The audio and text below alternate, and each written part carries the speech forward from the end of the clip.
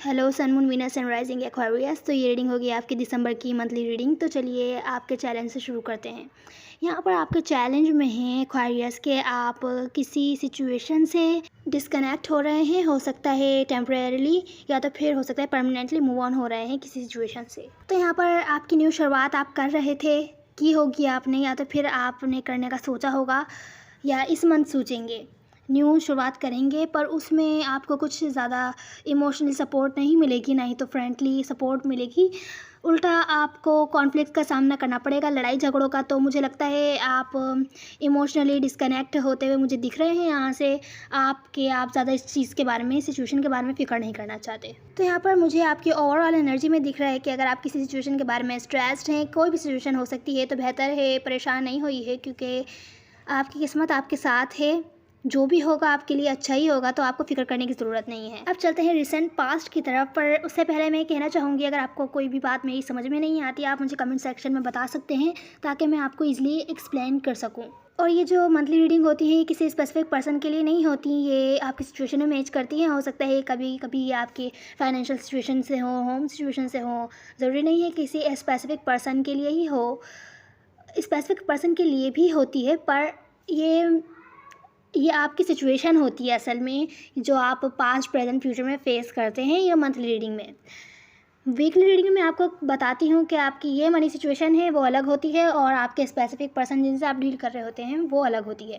तो चलिए अब आप शुरू करते हैं आपके दिसंबर की मंथली रीडिंग। रिसेंट पास्ट में क्या हुआ था, हो सकता है किसी किसी की लाइफ में हो चुका हो, किसी किसी की लाइफ में होने वाला हो। तो यहाँ पर रिसेंट पास्ट में मुझे दिख रहा है कि आपने किसी को या तो फिर अपनी लाइफ से कट किया है, या किसी सिचुएशन को कट किया है जिससे आप डिस्कनेक्ट हो गए हैं सिचुएशन से। आप बहुत ही लॉजिकली अपनी लाइफ के बारे में सोच रहे थे कि आपकी लाइफ का फ्यूचर क्या होगा। अगर पास्ट में आपको किसी ने बहुत ज़्यादा हर्ट किया था या धोखा दिया था आपको किसी रिलेशनशिप में, जो रिलेशनशिप आपको लगी हो कि बहुत ही स्ट्रॉन्ग है, उसका फाउंडेशन कभी टूट नहीं सकता, या ये कोई काम भी हो सकता है जो आपको लगा था कि आपके लिए है और ये आपको फ़ायदा देगा, और हो सकता है दिया भी हो इसने आपको फ़ायदा बहुत ज़्यादा। पास्ट में आपकी बहुत ज़्यादा अर्निंग हुई हो इस जॉब से, सिचुएशन से, या फिर हो सकता है आपकी इस पर्सन के साथ लॉन्ग टर्म कमिटमेंट हो, या कोई अगर ये कोई स्पेसिफिक पर्सन से आप डील कर रहे हैं, आपकी मैरिज वगैरह के से रिलेटेड हो सकता है। पर मुझे यहाँ दिख रहा है कि आप हील हो गए हैं पास्ट में जो भी हर्ट हुआ था, और आपने अपनी बहुत ही ज़्यादा सोच समझ के अपनी लाइफ के बारे में डिसीजन लिया था। आप किसी ऐसी कमिटेड रिलेशनशिप में थे या ऐसे काम जॉब वगैरह में थे, पर मुझे होम सिचुएशन लग रही है आपकी बहुत ही ज़्यादा अच्छी थी, जहाँ आपकी लॉन्ग टर्म कोई रिलेशनशिप थी, स्टेबल थी, और आपको अर्निंग भी हो रही थी अगर ये कोई जॉब थी तो अच्छी दिख रही मुझे यहाँ पे सिचुएशन। अगर कोई हर्ट हुआ था आपको, आप हील हो गए थे उस सिचुएशन से। अब रिसेंट पास्ट में ही कोई आपकी तरफ एक्शन नहीं ले रहा, या आपको कोई अपॉर्चुनिटी चाहिए वो ब्लॉक थी आपकी तरफ आने से। क्यों? क्योंकि हो सकता है जिस पर्सन से आप डील कर रहे हैं आप उससे कोई ना कोई कम्युनिकेशन या तो फिर कोई अपॉर्चुनिटी चाहते थे कि आपको ऑफ़र करे, कोई न्यू अपॉर्चुनिटी, इवन फ्रेंडशिप ही हो, वो पर्सन आपको एटलीस्ट कम्युनिकेशन ऑफ़र करे, पर इस पर्सन ने ऑफ़र नहीं किया, या तो ये पर्सन आपकी तरफ आने से ब्लॉक था। क्योंकि मुझे लगता है इस पर्सन के पास और भी बहुत ज़्यादा ऑप्शंस थे, दूसरे ऑप्शंस थे। ये पर्सन और भी दूसरे ऑप्शन से डील कर रहा था। हो सकता है कोई और स्पेसिफिक पर्सन हो उस बंदे की लाइफ में आपके अलावा, या तो फिर और दूसरे ऑप्शंस हो और आप भी एक ऑप्शन हो उस पर्सन के लिए। तो आप क्लोज ऑफ थे, आपको अच्छा नहीं लग रहा था, आप डिसीजन नहीं ले पा रहे थे इस पर्सन का आप क्या करें, क्योंकि आप ऐसे ऑप्शन वाली सिचुएशन में नहीं रहना चाहते, आप ऑप्शन नहीं बनना चाहते, इसलिए पर्सन आपकी तरफ कोई एक्शन नहीं ले रहा था।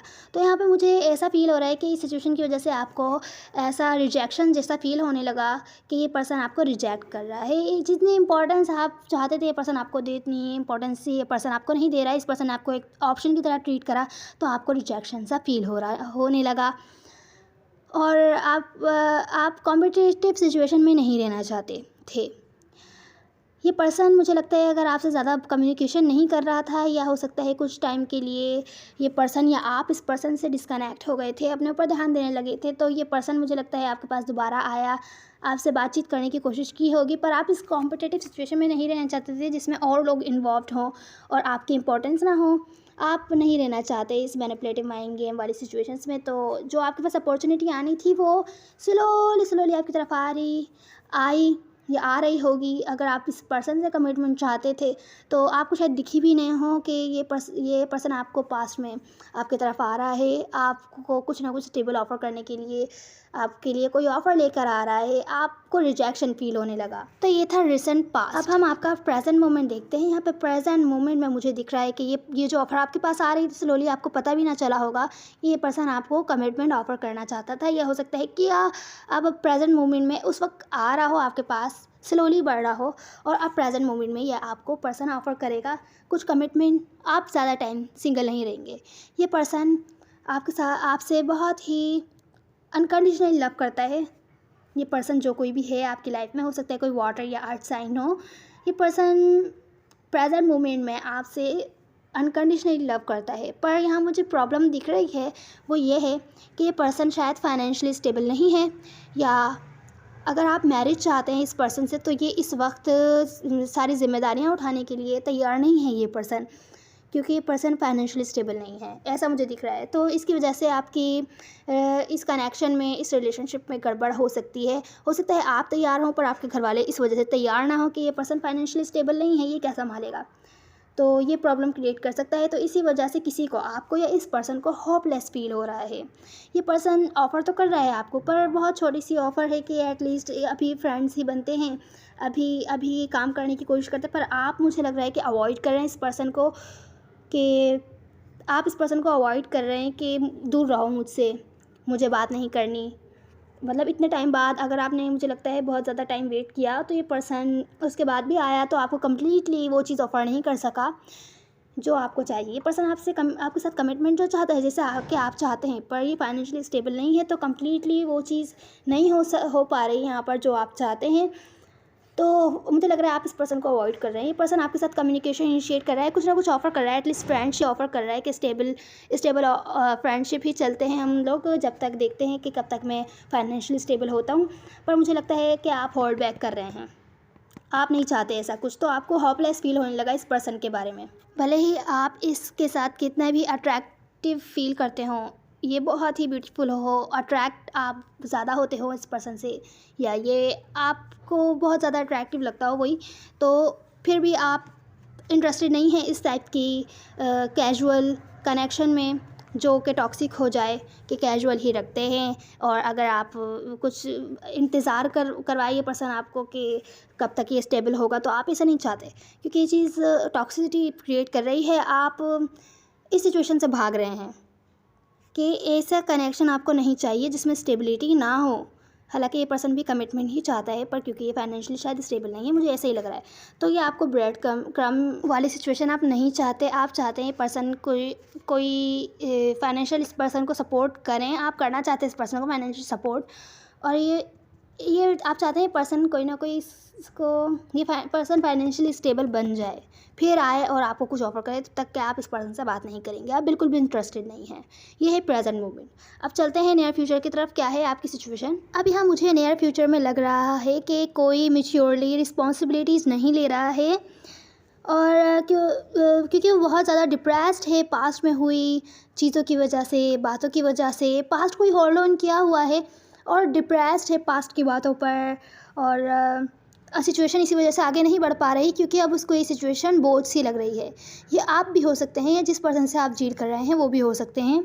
तो ये जो कोई भी है, ये इमेच्योरली आगे नहीं बढ़ पा रहा, पास्ट की चीज़ों पर होल्ड ऑन किया हुआ है, डिप्रेस्ड है पास्ट की बातों से, तभी सिचुएशन इसको बोझ लग रही है। रिस्पॉन्सिबल होता तो ये सिचुएशन से डील करने की कोशिश करता, पर यहाँ पे मुझे ये सिचुएशन दिख रही है फिर नियर फ्यूचर में। तो ये कोई इमेच्योर पर्सन है, या आपकी एनर्जी भी हो सकती है, पर मुझे लगता है ये आप जिस पर्सन से डील कर रहे हैं उसकी एनर्जी है। तो यहाँ पर कोई अगर दूर से नज़र रख रहा था आप पर, या किसी चीज़ के बारे में इंफॉर्मेशन निकाल रहा था, या आप निकाल रहे थे, आप किसी चीज़ पर दूर से नज़र रख रहे थे कि ये बंदा इस लायक है भी कि नहीं है, ये बंदा कुछ काम अगर आपको कुछ ना कुछ स्टेबल ऑफ़र कर सकता है कि नहीं है, ये पर्सन आप मैरिज मटेरियल है कि नहीं है। तो मुझे नहीं लगता कि आप इसको एज मैरिज मटेरियल देखते हैं अब ये पर्सन, क्योंकि आपको ये कुछ स्टेबल ऑफ़र नहीं कर सका। आप हाँ इस सिचुएशन पर होल्ड ऑन किए हुए हैं, और इस सिचुएशन को हील भी करना चाह रहे हैं, और आपकी विश भी यही है कि ये सिचुएशन हील हो जाए। पर आप इस पर्सन को एज मैरिज मटेरियल नहीं देखते, क्योंकि शायद फाइनेंशियली स्टेबल नहीं है ये पर्सन। आप होल्ड ऑन किए हुए हैं, अभी भी वेट कर रहे हैं इस पर्सन का, पर आप अगर इस पर नज़र रख रहे थे, इन्फॉर्मेशन निकाल रहे थे, तो आप उस पर गिव अप कर रहे हैं अब। तो मुझे यहाँ नियर फ्यूचर में दिख रहा है कि कोई चीज़ तबाह होती हुई दिख रही है। अगर ये कोई रिलेशनशिप है, कोई बहुत ही ज़्यादा स्ट्रेस्ड है, रातों को उसको नींद नहीं आ रही है, परेशान है बहुत ज़्यादा, पास्ट की बातों पर होल्ड ऑन किया हुआ है, पास्ट के हर्ट्स पर इन्वेस्ट अगर किया हो उसने इस कनेक्शन पर या इस सिचुएशन पे। अगर ये कोई सी जॉब है, हो सकता है आपकी जॉब छूट जाए या आप कुछ रियलाइज़ हो कि आपकी जगह शायद किसी और को दे दी, इस टाइप की सिचुएशन हो सकती है। पर मुझे ये कोई रिलेशनशिप ही लग रही है जहाँ आपने अपना बहुत ज़्यादा टाइम और एनर्जी इन्वेस्ट किया था और अब वो बर्बाद हो गया है।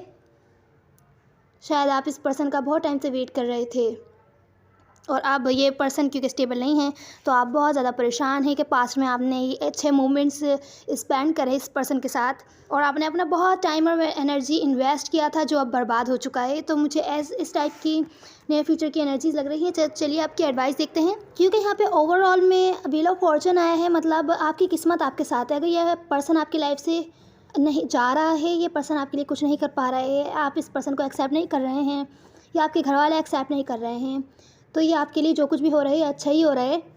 आपको कुछ इससे बेहतर चीज़ मिलेगी जो आपके लिए बेहतर होगी, तो आपको फ़िक्र करने की ज़रूरत नहीं है। तो मुझे यही लग रहा है चैलेंज में आप डिस्कनेक्ट हो रहे हैं इमोशनली, हो सकता है प्रेजेंट मोमेंट में ही हो। और अगर आप लोग ऑलरेडी रिलेशनशिप में है तो मुझे लग रहा है ये पर्सन आपको अच्छे से सपोर्ट नहीं कर पा रहा है जिस तरीके से रिस्पॉन्सिबल होना चाहिए एक पर्सन को। तो अब आपकी एडवाइस देखते हैं एक्वेरियस। तो एक्वेरियस यहाँ पे आपकी एडवाइस ये आई है, जिस कनेक्शन में आप ग्रोथ नहीं मैनिफेस्ट कर पा रहे हैं वो कनेक्शन सक्सेसफुल हो भी नहीं सकता और आगे नहीं चल पाएगा। ऐसी सिचुएशन से डिस्कनेक्ट होना ही बेहतर है।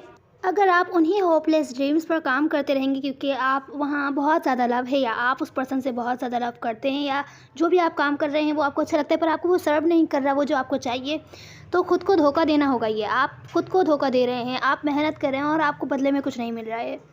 तो ऐसी सिचुएशन से बचिए जिसमें ग्रोथ ना हो, आप जिसको मैनिफेस्ट नहीं कर पा रहे हों।